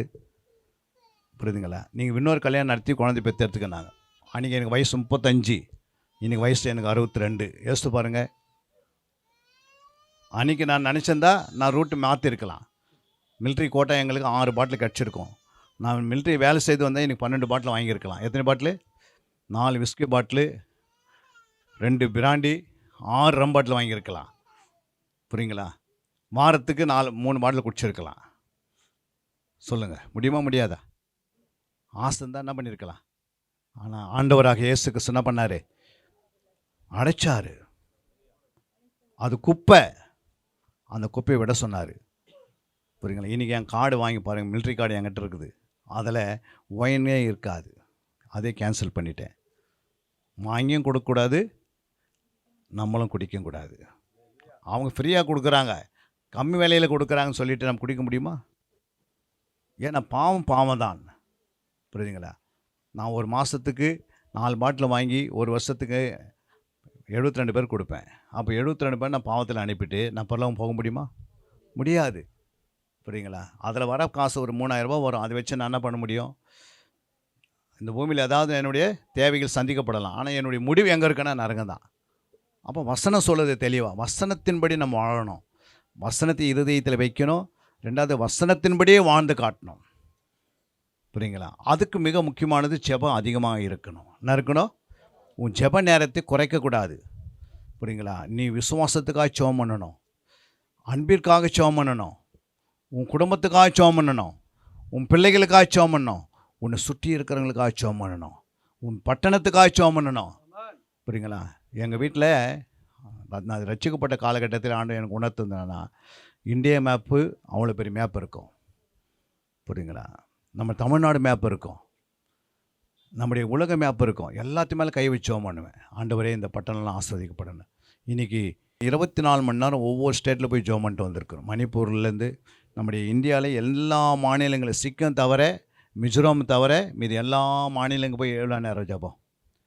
24 மணி நேரம் ஜபம் பண்ணிட்டு வந்திருக்கிறோம். ஒவ்வொரு ஸ்டேட்டில் போயிருக்கிறோம். புரியுங்களா? யோசித்து பாருங்கள். ஏன் அப்படின்னா அந்த மக்களை மனம் திரும்பணும். ஒரு விதையில் எவ்வளோ கனி இருக்குன்னு யாருன்னா தெரியுமா? ஆனால் ஒரு கனியில் எவ்வளோ விதைக்குதுன்னு கண்டுபிடிச்சிடலாம். புரியுங்களா? மாம்பழத்தில் எத்தனை விதைன்னு கண்டுபிடிக்கலாம். கண்டுபிடிக்க முடியலாமா? ஒரு மாம்பழத்தில் எத்தனை விதை இருக்கும்? ஒன்று தான் இருக்கும். ஆனால் அந்த விதையில் எத்தனை கனி இருக்கு கண்டுபிடிக்க முடியுமா? அது மாதிரி தான் நம்மளை விதையாக வச்சுருக்கிறார் ஆண்டவர். நீங்கள் உங்கள் மூலமாக எவ்வளோ ஆத்மா வச்சுருப்பார். அவங்களாம் மனம் திரும்பினா நீங்கள் இறங்கி ஜெபம் பண்ணணும். அல்லேலூயா. நீங்கள் இறங்கி சுவிசேஷம் அறிவிக்கணும். ஏதோ வந்தோம் போனோம் சண்டே விசுவாசம் இருக்கக்கூடாது. ஆவிக்குரிய பிள்ளைங்க, புரியுங்களா? ஆவிக்குரிய பிள்ளைங்க எப்பவுமே அனலாக இருக்கணும். ஆவியில் எப்பவுமே நீ அனலாக இருந்து ஆத்மாக்காக என்ன பண்ணணும்? உன் கண்ணீரோடு ஜெபம் பண்ணணும். எனக்கு யாரோ ஜெபம் பண்ணனால தான் நான் மனம் திரும்பினேன். ஐயாக்கா ஜெபம் பண்ணால் தான் அவர் மனம் திரும்பி இருக்கிறாரு. இங்கே எல்லாம் ஜெபம் பண்ணனால தான் மனம் திரும்பி இருக்கிறோம். ஜெபம் இல்லாத என்ன பண்ண முடியாது? மனம் திரும்ப முடியாது. அதுக்கு ஒரு வழிவாசல் ஆண்டு திறந்து கொடுத்தார். இப்போ நம்ம மூலமாக பல ஆத்மா மனம் திரும்பலை கொண்டு வரணும்னா அந்த எண்ணம் தான் நமக்குள்ளே இருக்கணும். வேறு எந்த எண்ணம் நமக்குள்ளே இருக்கணும். நீ இம்மைக்காக நீ தேடாத. இம்மைக்காக உனக்கு எல்லாவற்றையும் ஆண்டவர் ஆயத்தப்படுத்திட்டார். புரியுங்களா? 3 கார் கொடுத்தாரு எனக்கு. எத்தனை காரு? ஏன் கொடுத்தாரு? ஒரு காலத்தில் நாங்கள் டயர் வாங்கிறதுக்கு புதுப்பேட்டைக்கு போவோம், செகண்ட் ஹேண்ட் டயர் வாங்கிறதுக்கு. புரியுதுங்களா? 15 வருஷத்துக்கு முன்னாடி 2 வீலருக்கு டயர் மாற்றினா எங்கே போயிடுவோம்? புதுப்பேட்டில் போய் என்ன பண்ணுவோம்? அங்கே தான் செகண்ட் வாங்கினது போடுவோம். புரியுங்களா? ஆண்டவர் இன்னைக்கு புது ஐட்டமே ஏன் தராரு? கட்டாத வீட்டை கொடுக்குறாரு. புரியுங்களா? நம்மளை நேசிக்கிறவர் ஒரு குறையில்லாது வைப்பார். நீ அவருடைய விசுவாசத்தில் உறுதியாக இருக்கிறியா? ஜபத்தில் உறுதியாக இருக்கிறியா? ஆத்மா ஆதாயத்தில் உறுதியாக இருக்கிறியா? உங்களுடைய வீட்டில் இருக்கிறவங்க ரட்சிக்கப்படலையேன்னு சொல்லி அதில் உறுதியாக இருக்கிறியா? அந்த எண்ணம் தான் உனக்குள்ளே இருக்கணும். அது வரைக்கும் நீ காத்துக்கொண்டே இருக்கணும். ஒரு நாள் அந்த சாட்சியின் வாசனை சாட்சி வாசனை வீச ஆரம்பிக்கும். ஒரு சுகந்த வாசனை உங்கள் வீட்டுக்குள்ளே வரும்போது அந்த சுகந்த வாசனை என்ன பண்ணும்?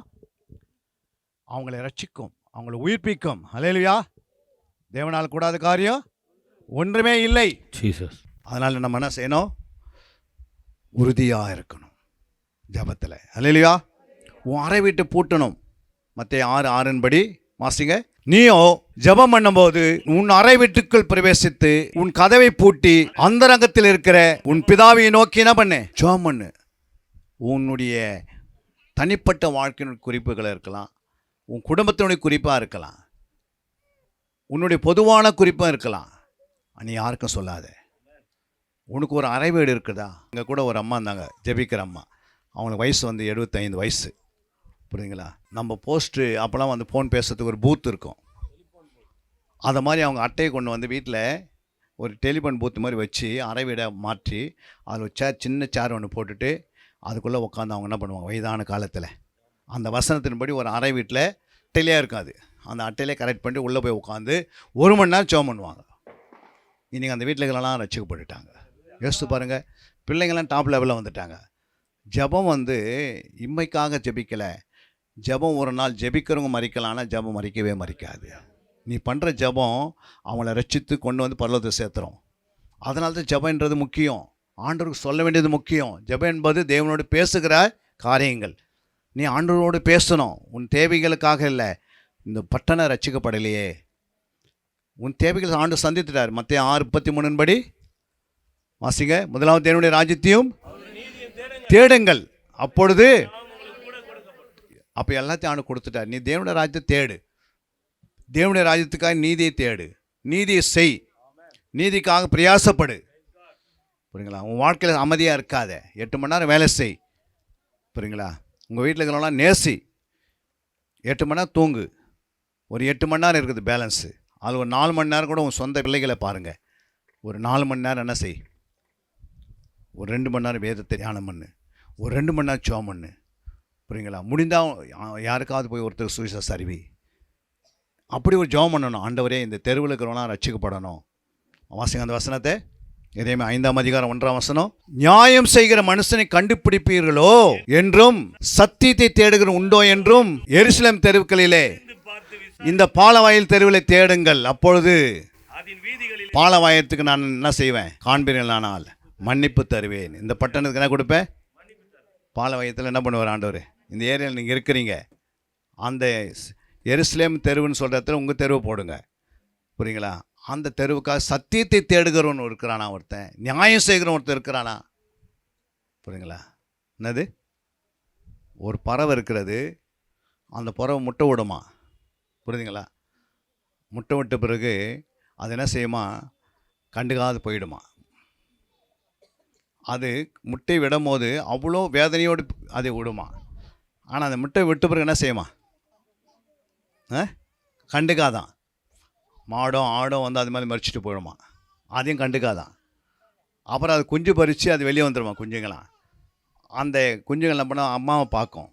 அப்போ அந்த அம்மா என்ன பண்ணாதா? அந்த குஞ்சுகளை பார்த்து கண்டுக்காதான். அப்படி ஒரு பறவை எழுதி வச்சுக்கிறார் ஆண்டவர். அப்போ அதில் முடிவு என்ன சொன்னார் ஆண்டவர்? அதுக்கு ஏன் அது கண்டுக்காது இருக்குதுன்னு கேட்டால், ஆண்டவர் அதுக்கு புத்தியும் ஞானத்தை கொடுக்கலையா? என்ன கொடுக்கல? புத்தி ஞானம் இல்லைன்னா நீங்கள் என்ன உலகத்தில் யார் என்ன எப்படிக்கிறான்னு தெரியாதான். அதுமாதிரி நம்ம இருந்துடக்கூடாது.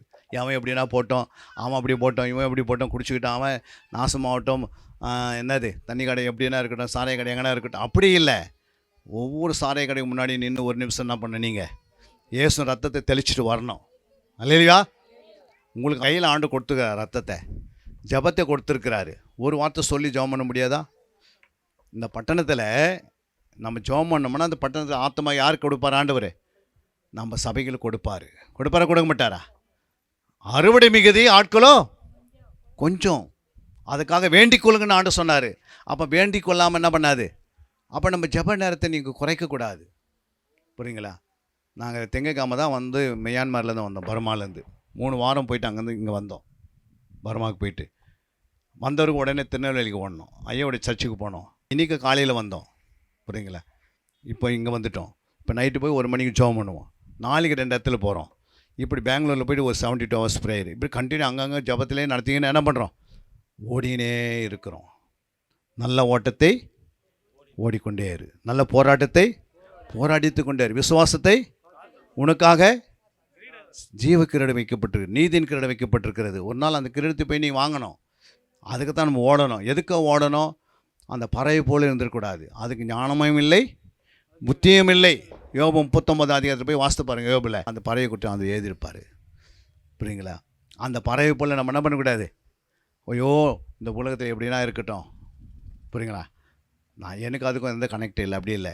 நம்மளை என்னைக்கு ரட்சித்தாரோ அன்னிலேருந்து பாடு துன்பம் உபத்து நமக்கு ஸ்டார்ட் ஆகிடும்.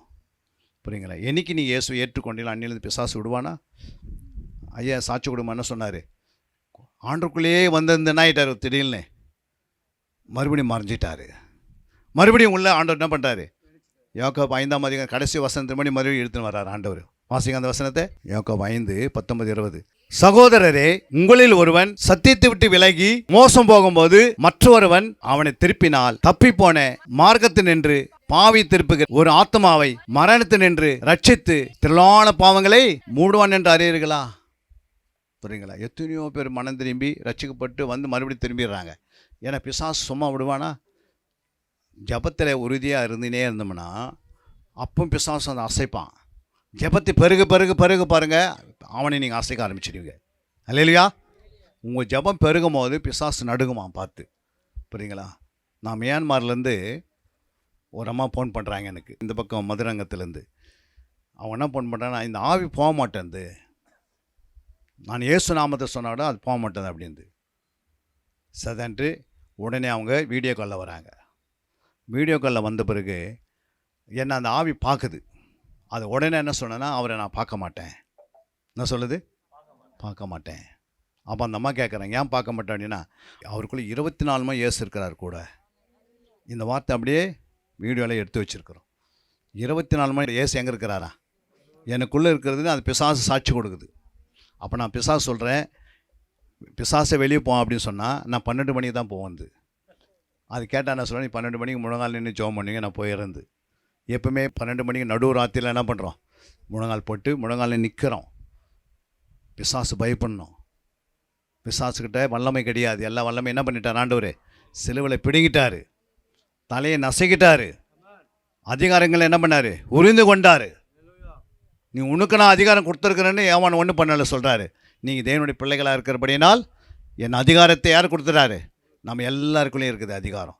இந்த அதிகாரத்தை வைத்து நீங்கள் பயன்படுத்தலை அப்படின்னா ஒரு நாள் ஆண்டவருக்கு முன்னாடி போய் நீங்கள் நிற்பீங்க. அப்போ ஆண்டவர் கேட்பார், நான் கொடுத்த அதிகாரத்தை என்ன பண்ணிட்டேன்? உதாசனப்படுத்திட்டு வந்து நிற்கிறியே. அந்த அதிகாரத்தை எவ்வளோ ஆவி துரத்தி இருக்கணும்? எத்தனை பேருக்குள்ளே அசுத்தாவி இருக்கிறது? ரட்சிக்கப்பட்டுக்குள்ளேயே அசுத்தாவி இருந்தால் ரட்சிக்கப்படாதக்குள்ளே இருக்குமா இருக்காதா? சொல்லுங்கம்மா. நமக்குள்ளே சுபாவம் இருக்கிற வரைக்கும் அந்த ஆவி வந்துனே இருக்கும். நமக்குள்ளே சுபாவங்கள் மாற மாற மாற தான் கிறிஸ்துவின் சுபாவம் வளர வளர பிசாசு நம்ம விட்டு என்ன பண்ணிடுது? அதான் இயேசு சொல்கிறாரு, அவன் என்னிடத்தில் வருகிறான், என்னிடத்தில் கொடுக்க அவனுக்கு ஒன்றுமில்லை. அந்த மாதிரி பிசாசு என்கிட்ட வந்தால் அவனுடைய சுபாவம் என்கிட்ட இருக்கக்கூடாது. அப்போ அதை எடுக்கிறதுக்கு என்ன வழின்னா, நீ வசனத்தினாலும் ஜபத்தினாலும் உறுதியாக இருந்தால் அது அழிஞ்சு போயிடுது. பிசாசு அது பிறகு உனக்கு அவனுக்கு கனெக்டே கிடையாது. அல்லையா? உனக்கு அதிகாரம் கொடுத்துருக்கிறாரு. வெளிப்படுத்தி 1:6 சொல்லப்படுது, நான் உன்னுடைய ரத்தத்தினால் என்ன பண்ணியிருக்கிறேன்? ராஜாக்களாக ஆசாரிகளை உருவாக்கி வச்சுருக்கிறேன். நம்மளாம் ஆசாரியர்கள், நம்மளாம் ராஜாக்கள். நம்மக்கிட்ட அதிகாரம் இருக்கிறது. அந்த அதிகாரத்தை நீ பயன்படுத்தி என்ன பண்ணணும்? இந்த மக்களை ஆதாயப்படுத்தணும். நீ ஜெபம் பண்ணு. ஒரு மாதத்தை கண்டினியூ ஜெபம் பண்ணி பாருங்கள் தெருவுக்கு. அதுக்கு பிறகு ஒரு ஆத்மா உன்னை தேடி வரும். புரியுங்களா? ஜெபத்திற்கு பதில் உண்டு. ஜெபம் ஒரு நாள் என்ன பண்ணாது. அதனால் எப்போதும் என்ன பண்ணுங்க? சோர்ந்து போகாமல் ஜெபம் பண்ணினே இருங்க. விடாது ஜெபம் பண்ணுங்க. எங்கே போனாலும் ஜெபம் பண்ணிட்டு போங்க. ஜெபத்தை விடாதீங்க. புரியுங்களா? உயிர் இருக்கிற வரைக்கும் எப்படி உயிர் இருக்குதோ அது மற்ற ஜெபம். அல்லையா? உனக்குள்ளே சுவாசத்தை வச்சுக்கிறேன், அந்த ஜெபமாக என்ன இருக்கணும்? சுவாசத்தை போல ஜெபம் இருக்கணும். ஆவியோடும் உண்மையோடு என்ன பண்ணோம்? ஆண்டவரை நோக்கி ஜெபம் பண்ணு. புரியுங்களா? ஜெபிக்க ஜெபிக்க ஜெபிக்க ஜெபிக்க உன் வீடு பரிசுத்தம் ஆயினே இருக்கும். உன் குடும்பத்தில் எல்லாம் பரிசுத்தமாவாங்க. புரியுங்களா? உன் தேவைகள்லாம் தானாக சந்திக்கப்படும். நீ வேதத்தை நல்லா வாசிக்க ஆரம்பிப்ப. ஆலயத்துக்கு நேரத்தோடு வந்து உள்ளே வந்துடுவேன். அல்லையா? நீ வேலை கரெக்டாக போவோம். உன் எஜமானுக்கிட்ட என்ன பண்ணுவேன்? கீழ்ப்படிந்து இருப்பாங்க. ஆண்டோடைய நாம மகிமைப்படும் வேலை மேலே. புரியுங்களா? இன்னைக்கு கூட நாங்கள் வேலை ஸ்தானத்தில் வந்தபோது புரியுங்களா, எல்லாமே என்ன இரவும் பகலும் இந்த வசனத்திலே இருந்ததுனால ஒரு இந்திக்காரன் கூட விடுறதில்ல. புரியுங்களா? அவ்வளோ இந்திக்காரங்களுக்கு மத்தியில் நம்ம தான் ஒரு நாள் ஜெபம் பண்ணோம் இந்திக்காரர்களுக்காக. வட மாநிலத்துக்கெல்லாம் ரட்சிக்கப்படணும் நம்ம ஜெபம் பண்ணியிருந்தோம். அல்லையா? இன்றைக்கி வட மாநிலத்தில் எங்கே வந்துட்டாங்க? நம்ம ரட்சிப்புக்காக நம்ம ஜெபம் பண்ணலான்னு எப்படி இருக்குது? நம்ம ரட்சிக்கப்பட்டாலும் இங்கே வந்திருக்கிறாங்க. அவங்கள சுதந்திரித்து நம்ம சபையில் வைக்கணுமே. நீங்களாம் ஹிந்தி பேசணும். அல்லையா? ஹிந்தி பேசுறதுக்கு அந்த ஆவியை நம்ம கொடுப்பார். ஆவியை அல்லையா நீங்கள் கேட்கணும். அவங்களாம் ரட்சிக்கப்பட்டு எங்கள் சுற்றி கொண்டு இருக்கிறாங்க. அவங்களாம் கொண்டு வந்த ஆண்டவரே, அவங்களும் அதுவும் ஆத்மா தானே. நமக்கு இந்த உலகத்தில் எத்தனை பேர் இருந்தாலும் என்ன தெரியணும்? ஆத்மா தான் தெரியணும். அவன் இந்திக்காரன், அவன் வீட்டான சேர்க்கக்கூடாது, அவனுக்கு தண்ணி கொடுக்கக்கூடாது, அவனுக்கு என்ன கொடுக்கக்கூடாது, எந்த வேலையும் கொடுக்கக்கூடாது, ஊரை விட்டு ஓடின்னு வேலை பத்தலை அப்படின்னு சொல்லக்கூடாது. ஆண்டவர் இந்த உலகத்தை படைத்தார். அல்லையா? நமக்கு என்ன தேவைன்னு சொல்லுங்கம்மா. நமக்கு என்ன தேவைன்னு அவருக்கு தெரியும். தெரியுமா தெரியாதா? இன்றைக்கி 750 கோடி மக்கள் இருக்கிறாங்க உலகத்தில். இந்த 750 கோடி மக்களுக்கு ஒரு நாளைக்கு அரிசி எவ்வளோ செலவாகும் தெரியுமா? எவ்வளோ ஆகும்? அவ்வளோ பேர் உணவு தரார் ஆண்டவர். ஒரு வாரம் எல்லா நாட்டிலையும் ஒரு 40 நாள் மழை இல்லாத போனால் என்ன ஆகும்? இல்லை ஒரு வருஷம் மழை இல்லாத போனால் என்ன ஆகும்? பஞ்சத்தில் வந்துடுவாங்க. ஆனால் ஆண்டவர் தெரியும், ஒரு சின்ன ஜெபிக்கிறதுனால, ஒரு நீதிமான் ஜெபிக்கிறனால இந்த பட்டணத்தை ஆசீர்வதிக்கிறாரு. நீங்கள் ஜெபம் பண்ணுற ஒரே ஜெபத்தினால்தான் பட்டணம் நிற்கும். நீ ஜெபத்தை குறைத்து பாருங்கள், தேவ கோபம் என்ன பண்ணோம்? தேவ கோபம் பெருகிடும். நீதிமான்கள் ஜெபிக்க ஜெபிக்க ஜெபிக்க தேசம் ரட்சிக்கப்பட்டுரும். அல்லேலூயா. நீதிமான் கரங்களை உயர்த்தி ஜெபிக்கும் போது அந்த தேசத்தை கர்த்தர் ஆசீர்வதிக்கிறார். எங்கே ஜெபத்தினுடைய அளவு குறைகிறதோ, அதனால தான் ஜெபம் என்பது பரலோகத்தினுடைய திறவுகோல். நீ ஜெபம் பண்ணால் பரலோகம் திறக்கும். 3 திறவுகோல் ஆண்டு வச்சிருக்கிறார் பரலோகத்தை திறக்கிறதுக்கு. என்னென்ன வச்சிருக்கிறாரு? 1 ஜெபத்தினால் திறக்கலாம். 2 வேறு எதனால் திறக்க முடியும்? தான தரம் பண்ணால் திறக்கப்படும். அல்லையா? வேறு எப்படி திறக்கப்படும் பரலோகம்? ஒரு ஆத்மா ரட்சிக்கப்பட்டால் பரலோகம் திறக்கப்படும். அப்புறம் எப்படி திறக்கப்படும்? எங்கே உபத்திரம், ஆண்டோடைய பிள்ளைகளை உபத்திரப்படுத்துகிறாங்களோ அங்கே பரலோகம் திறக்கும். எகிப்தில் அங்கே இஸ்ரவேல் என்ன பண்ணாங்க? உபத்திரப்படுத்தினாங்க. அப்போ பரலோகம் திறந்து ஆண்டவரே இறங்கி வராரு. அப்போ தேவனுடைய பிள்ளைகளை யாராவது உபத்திரப்படுத்தினா ஆண்டு சும்மா இருக்க மாட்டார். ஏன்னா அவன் விலைக்கிறையும் கொடுத்து வாங்கியிருக்கிறாரு. அதனால் உன்னுடைய வாழ்க்கையில், தனிப்பட்ட வாழ்க்கையில் ஜெபம் அதிகமாக இருக்கணும். சத்தியத்தை அதிகமாக அறியணும். சத்தியத்தை அறியாத இருந்தால் பிசாசு உங்களை என்ன பண்ணுவான்? கொஞ்சம் கொஞ்சமாக உங்களை வெளியே கொண்டு போயிடுவான். இந்த வேதத்தை நல்லா உன் கையில் எழுதி கையில் கொடுத்தாரு. அந்த காலத்திலாம் வேதம் எங்கே இருந்தது? உடன்படிக்கை பெட்டிக்குள்ளே இருந்தது. புரியுங்களா? அதனால தான் அதில் 2 பேர் போனாங்க. உடன்படிக்கை பெட்டியில் 10 கட்டளை இருந்தனால்தான் அங்கே போனவங்க எத்தனை பேர் உள்ள கானான் தேசத்தில்? 2 பேர். ஏன்னா வேதம் எங்கே இருந்தது? பெட்டியில் இருந்தது. இப்போ அந்த பெட்டியே நம்ம கையில் கொடுத்துருக்கிறாரு. உலகமே பரலோகத்துக்கு போனோம். அதுதான் ஆண்டவர் சித்தம். நீங்கள் இதை படிக்காத, இதுக்கு நேரம் கொடுக்காத இருக்கக்கூடாது. ஒருத்தர் உன்னோட பேசணும். எத்தனை பேர் விசுவாசிக்கிறேன் என்னோட ஆண்டவர் பேசுகிறேன்னு? அப்போ இதை அதிகாலை எழுந்து 4ஆம் ஜாமத்தில் 3 மணிக்கு எழுந்துக்கணும். எத்தனை மணிக்கு? உன் வாழ்க்கையில் 3 மணிக்கு எழுந்து பாருங்கள், உன் மேலே பரிபூரணமான கிருபை இருக்கும். எப்படி இருக்கும்? நீ எதை செய்தாலும் உன்னை வாய்க்கும். உனக்கு அந்த 4ஆம் ஜாமத்தில் அந்த சரியாக 3 மணிக்கு எழுந்து நீ முழங்கால் படிட்டு குளிச்சுட்டு சுத்தமாக உன்னை ரெடி பண்ணிக்கினே வந்து நீங்கள் ஒரு 3:30 மணிக்கு தேவ சமூகத்தில் முழங்கால் படிட்டு கொஞ்சம் ஜோம் பண்ணிவிட்டு பாவரிக்கை செய்துட்டு ஒரு அதிகார வாசத்தில் அதுக்கெல்லாம் 5:30 மணி. ஆமாவதா? அது பிறகு உங்கள் பிள்ளைகளை நீ கவனிக்கலாம். எல்லாருக்காக ஜோம் பண்ணலாம். அந்த தெருவில் இருக்கிறவங்களாம் ஜோம் பண்ணலாம். அந்த மாதிரி நீங்கள் என்ன பண்ண, இன்னிலேருந்து ஒரு பொருத்தனை பண்ணுங்கள். என் வீட்டுக்கார மனம் திரும்பலை அதெல்லாம் நினைக்காதீங்க.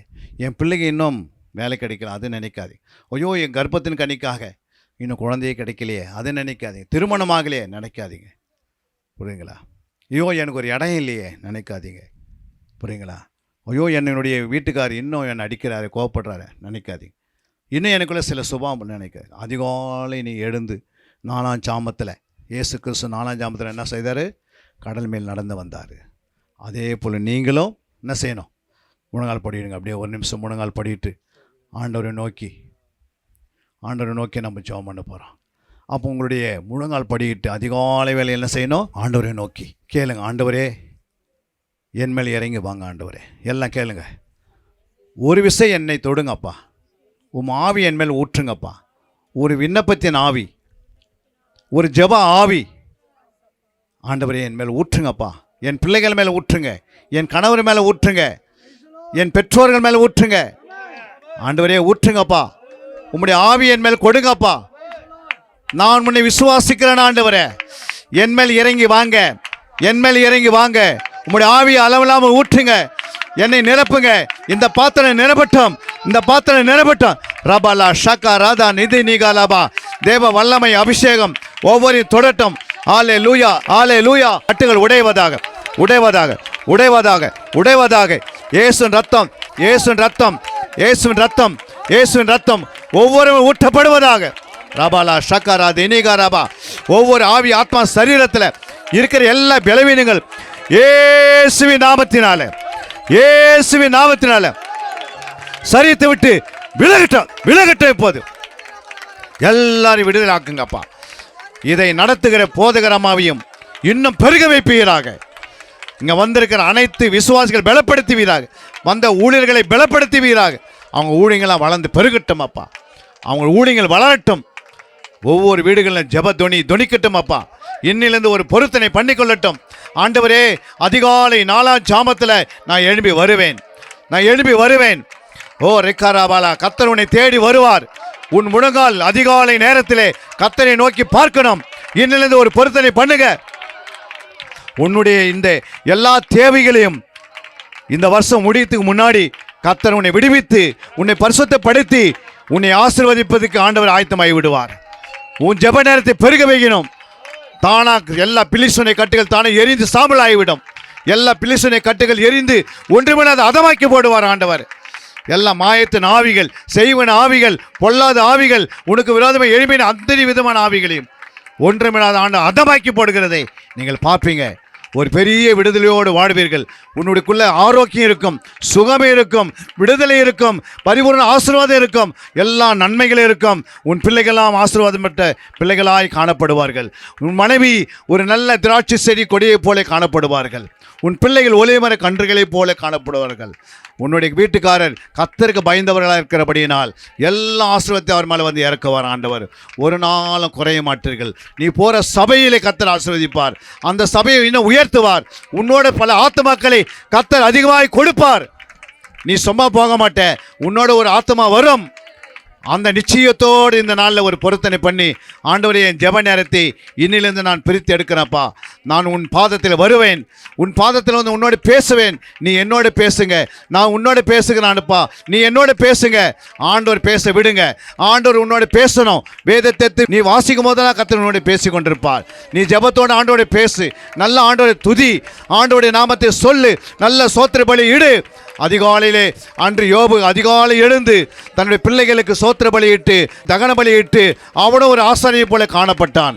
அந்த வீடு ரட்சிக்கப்பட்டது, அவன் உத்தமனாய் காணப்பட்டான். ஆண்டவர் நிச்சயமாகவே இந்த நாளிலே நம்மை கொண்டு வந்து முகாந்திரம் உண்டு.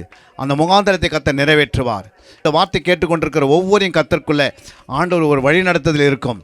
இந்நாள் பிறகு ஒரு வாழ்க்கை உன்னுடைய வாழ்க்கையில் நீ எதற்காக ஜெபித்து கொண்டிருந்தாயோ இந்த காரியத்தை கர்த்தர் நிறைவேற்ற வல்லவராக இருக்கிறார்.